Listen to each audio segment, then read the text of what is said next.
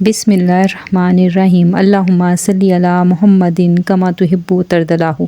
अस्सलाम वालेकुम दोस्तों, दुआ है अल्लाह पाक से अल्लाह पाक आप सब की दिली ख्वाहिशात पूरी फ़रमाए और आप सबको अपनी औलाद की खुशियाँ देखना नसीब फ़रमाए और किसी के बड़े बुज़ुर्ग जो भी बीमार हैं, किसी के बच्चे बीमार हैं, सबको सेहत अता फ़रमाए, अपने हिफ्ज़ व मान में रखे और सब वालिदैन को इतना ज़रूर दे कि जो भी उनकी औलाद के हवाले से ख्वाहिशात हैं वो आसानी से पूरी कर सकें, आमीन।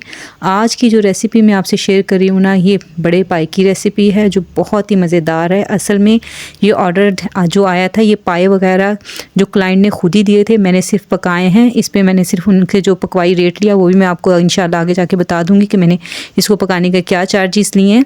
और बाकी उन्होंने सब जो है ना, ये पाया वगैरह उनके पास मौजूद था, उन्होंने ये खुद ही दिया। ये असल में ना एक लड़की का ना जो नाश्ता जो सुबह में जाता है ना, आपको पता है पंजाब साइड पे जो है ना इस तरह के नाश्ते खाए जाते हैं, तो ये उसी का नाश्ता जाना था। ठीक है, आते हैं अपनी रेसिपी की तरफ। ये देखिए उन्होंने जो मुझे दिया था ना, एक बड़ा पाया था और उसके साथ ही 3 जो थी ना बड़ी बड़ी नलियाँ सी थी जिसमें रोगन वगैरह भी था।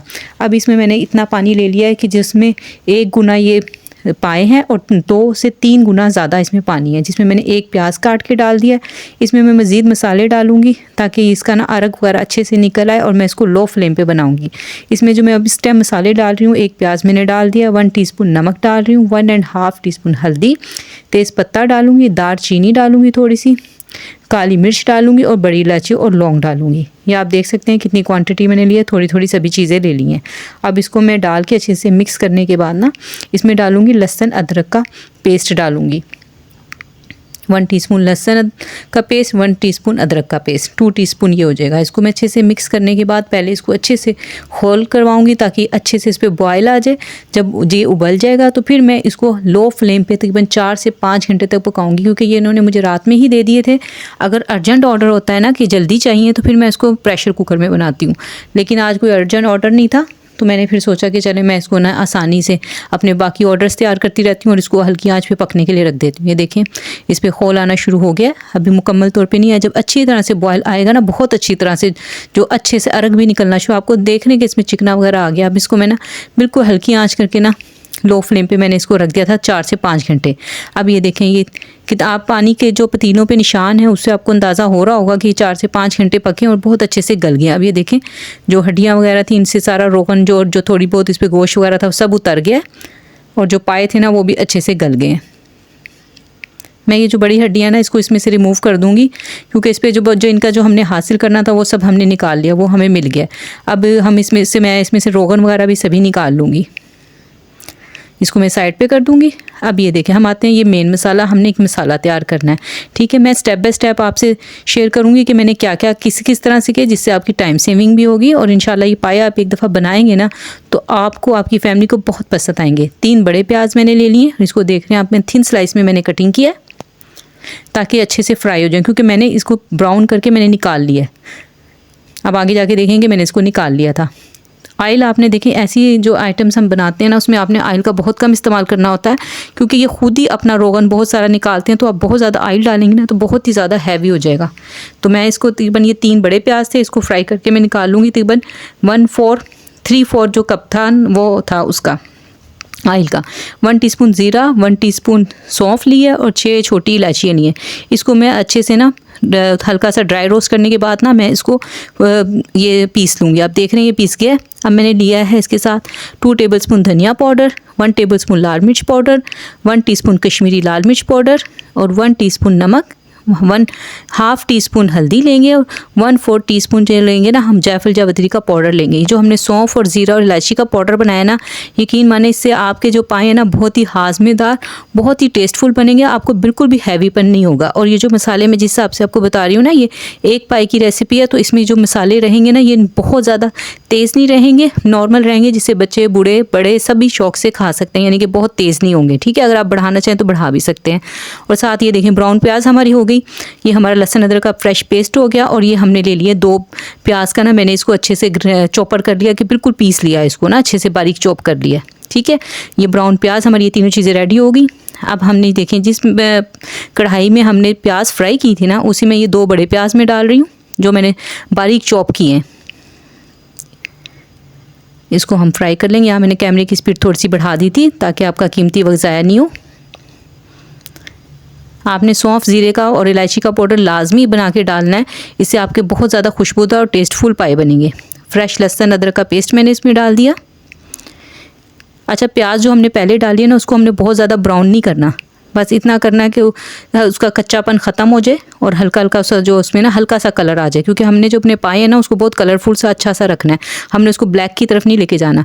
अब ये जो हमने मसाले रेडी करके रखे थे ना, वो मैंने इसमें डाल दिया। अब इसमें मैं थोड़ा थोड़ा सा पानी डालूंगी ताकि मसाला हमारा जले नहीं और ना इसका अच्छा सा कलर निकल कर आए।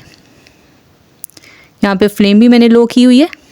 आप देख रहे हैं आहिस्ता आहिस्ता मसालों का कलर निकलता आएगा और एंड में आप देखेंगे कितना खूबसूरत कलर आएगा। और हमने देखें ऑयल का कितना कम इस्तेमाल किया और कितना ज़्यादा ऑयल ये मसाला छोड़ेगा, क्योंकि आपको पता है कि जब हम इसमें ब्राउन प्याज, क्योंकि ब्राउन प्याज ने भी पहले से ऑयल लिया हुआ है, ब्राउन प्याज डालेंगे, दही डालेंगे, तो ये काफ़ी कुछ इसमें से ना ऑयल निकलेगा।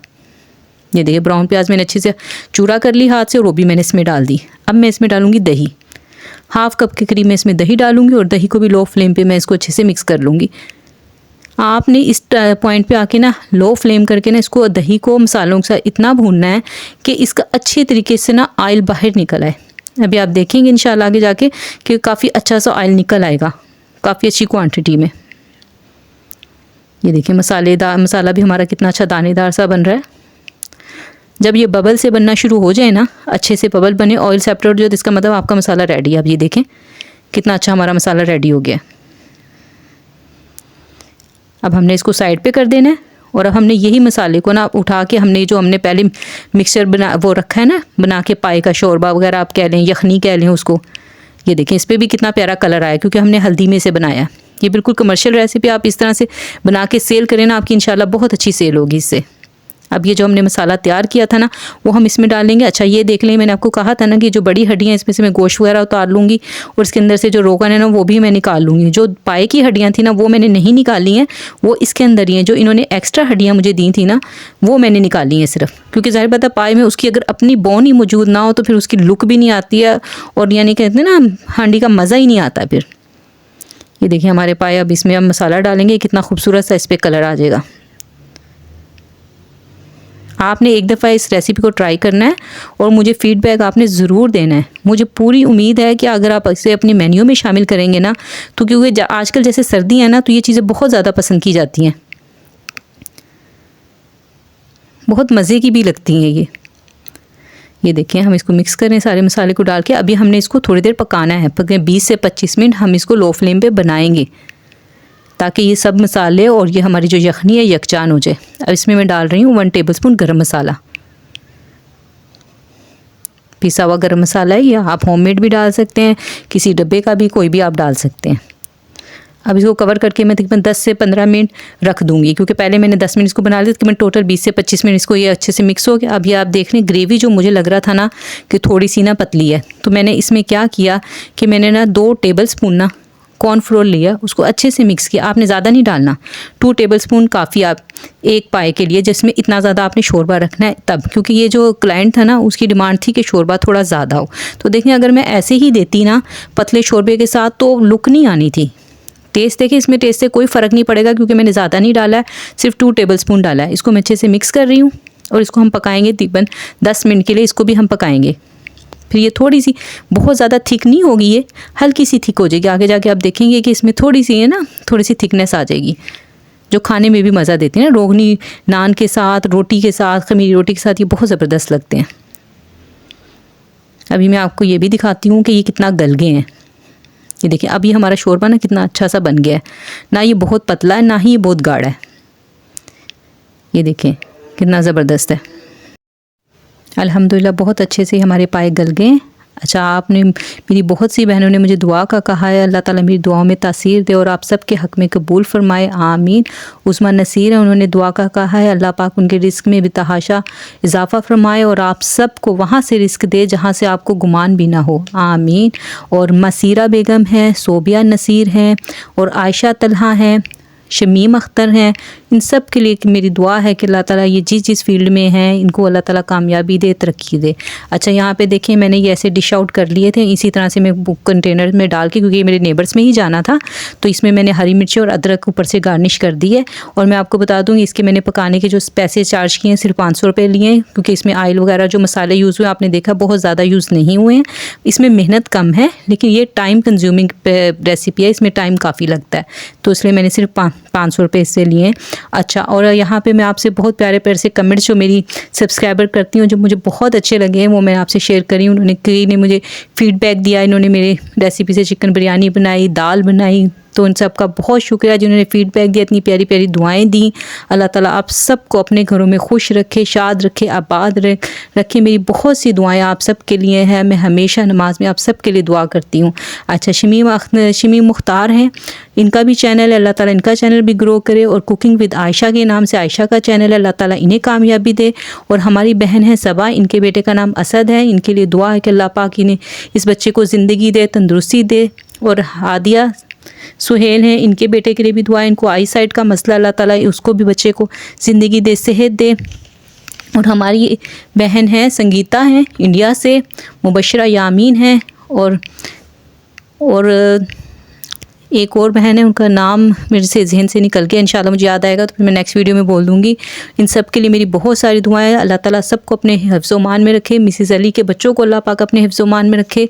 अल्लाह ताला हमारे मुल्क पे रहम करे, करम की बारिश कर दे। आप सब मिलके दुआ करें कि अल्लाह ताला हमारे मुल्क पर रहम फरमाए और हम सबको अपने घरों में हिफ्ज़-ओ-मान से रखे। आमीन। मिलते हैं नेक्स्ट वीडियो में। उम्मीद है आपको मेरी रेसिपी पसंद आई होगी, तो अपना फ़ीडबैक ज़रूर दीजिएगा। कोई भी आप रेसिपी मेरी ट्राई करें तो उसको फ़ीडबैक ज़रूर दें, इससे मेरी हौसला अफजाई होगी। बहुत शुक्रिया। अल्लाह हाफ़िज़।